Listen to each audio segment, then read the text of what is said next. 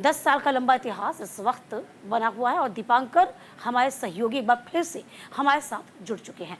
दीपांकर देखिए, seat sharing पर यदि हम कांग्रेस की बात करते हैं और एनसी की बात करते हैं, समीकरण फिट हो चुके हैं। अब जरा देखिए, यदि हम बीजेपी को देखें या तमाम पार्टी को देखें, त्रिशंकु की स्थिति बनी हुई नजर आती है हमें।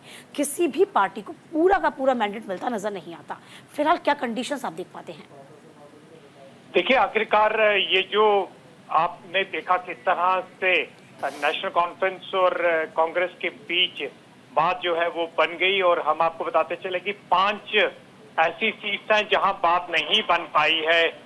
इसमें भद्रवा एक सीट है, इसके अलावा डोडा एक सीट है, और बनिहाल एक सीट है, अनंतनाग एक सीट है, और देवसर।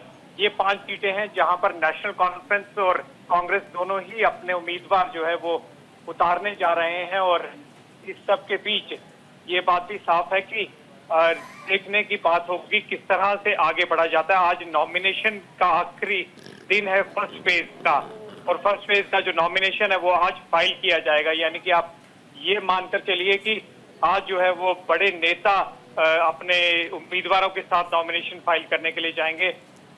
ये सब सिलसिले इसलिए भी जरूरी थे क्योंकि इंडिया अलायंस को एक बड़ा झटका लग जाता अगर जम्मू कश्मीर में राहुल गांधी के आने के बाद ये अलायंस जो है वो कहीं खटास में पड़ जाता या नहीं होता। उस चीज को अवॉइड किया है दोनों ही पार्टियों ने।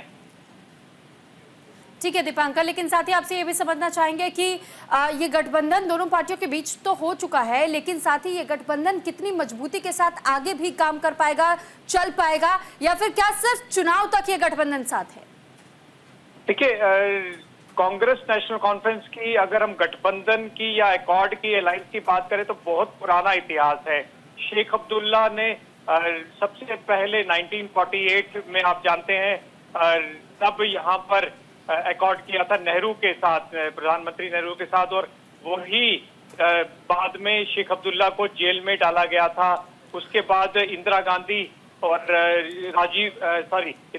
और शेख अब्दुल्ला अलायंस जो है अकॉर्ड सबसे फेमस रहा।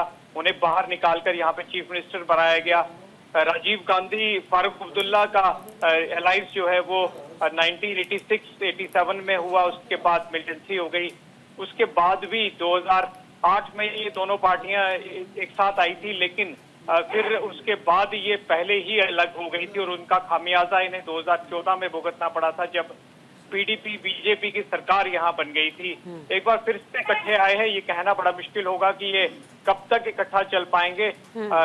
अगर तो अच्छी सीटें आ गई और अगर 45 का जादुई आंकड़ा दोनों ने मिलकर छू लिया तो निश्चित तौर पर दोनों ही सत्ता की मलाई खाने के लिए आगे बढ़ जाएंगे। लेकिन अगर ये आंकड़ा कम रहा तो फिर दिक्कतें होंगी।